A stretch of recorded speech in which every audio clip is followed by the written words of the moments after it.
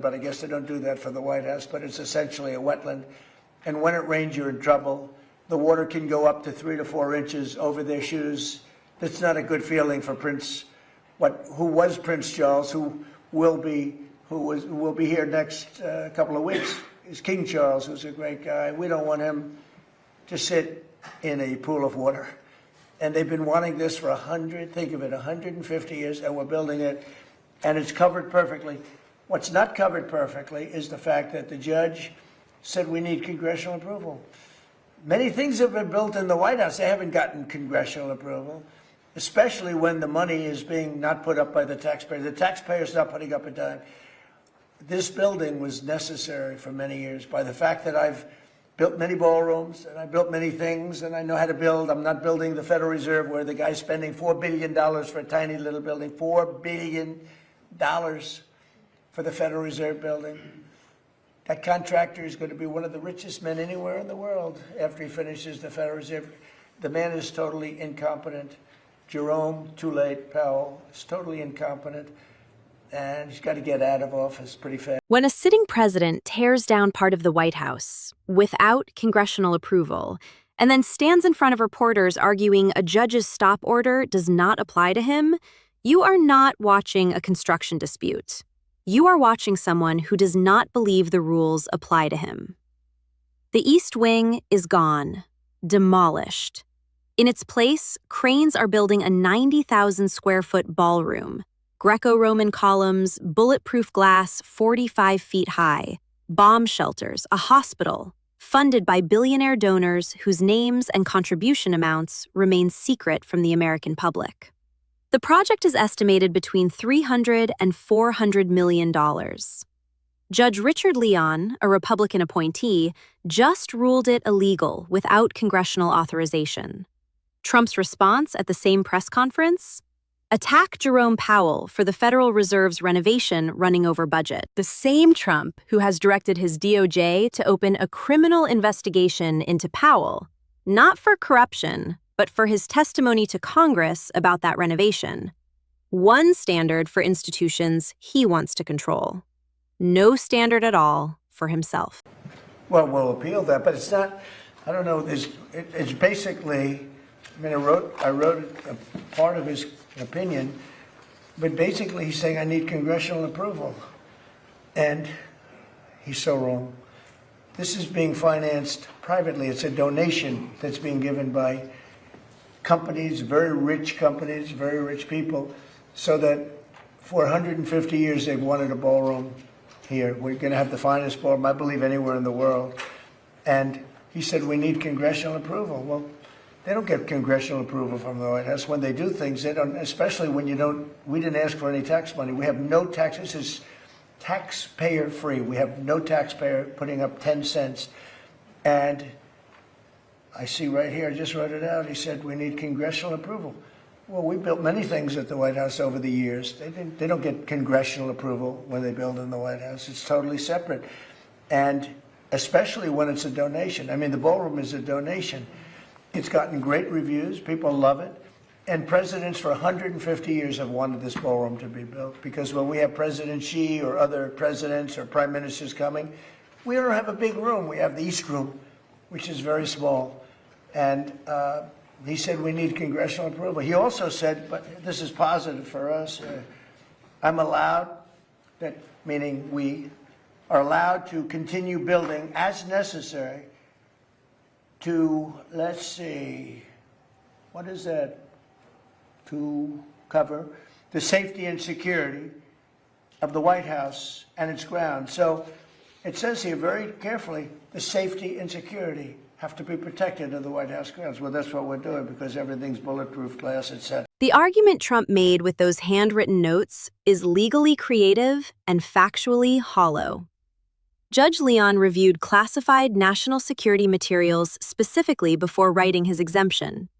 He drew a line between genuine security infrastructure and a ballroom with security features. Those are not the same thing.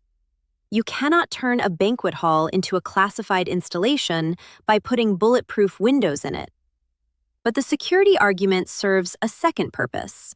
It keeps the cranes running. The injunction includes a 14-day delay before enforcement. The DOJ filed an appeal within hours of the ruling. The National Capital Planning Commission, an oversight body Trump has stalked with allies, was already scheduled to approve the project 2 days after the injunction. The legal system said, stop. The machinery around it kept moving. Meanwhile, the donor list stays secret. Hundreds of millions of dollars flowing from unnamed billionaires into the president's personal residence on public land. No disclosure, no accountability, no public record of who paid for what is now being built at the White House. Well, we don't have a lot of bulletproof glass. The White House was built a long time ago. This has the highest level of, in fact, they call this grass, the glass, it's bulletproof and it's ballistic proof.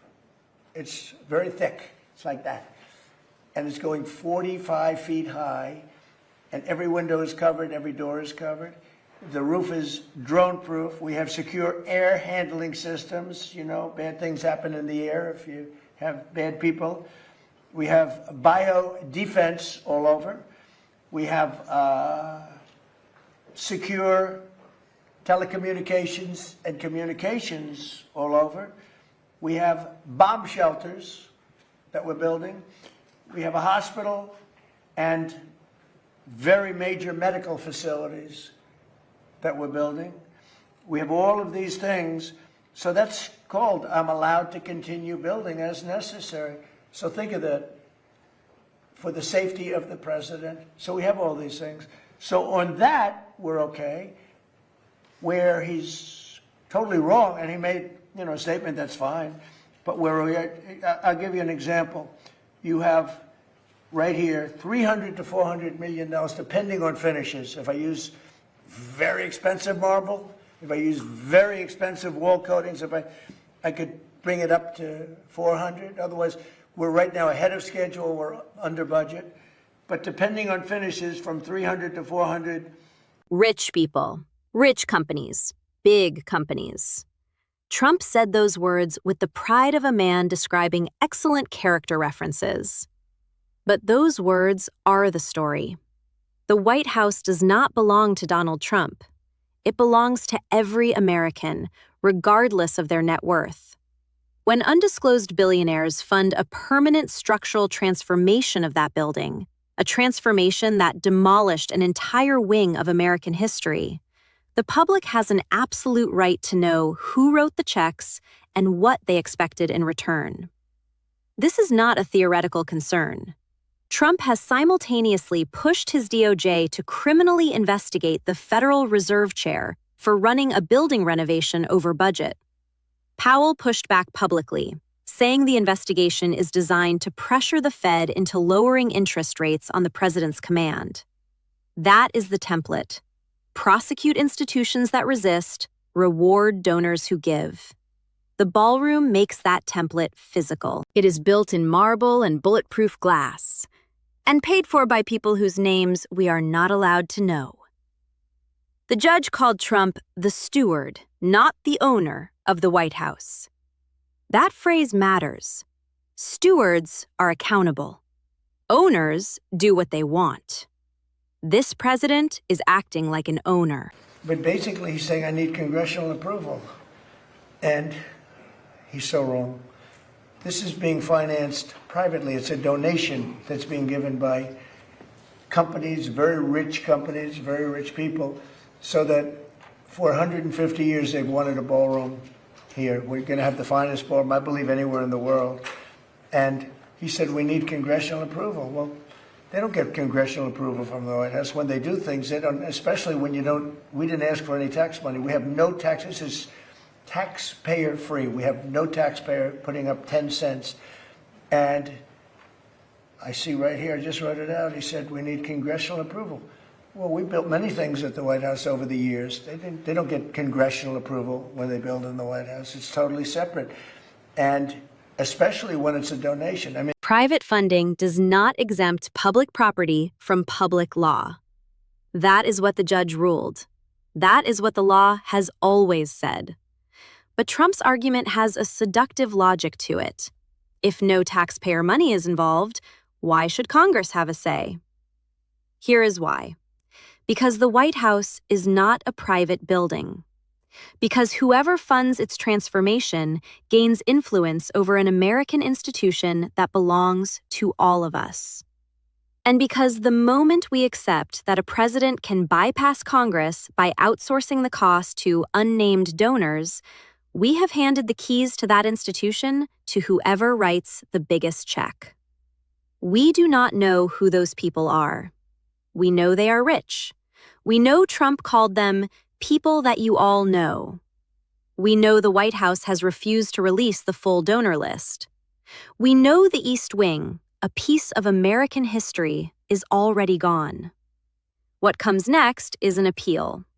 Then a circuit court ruling. Then possibly the Supreme Court.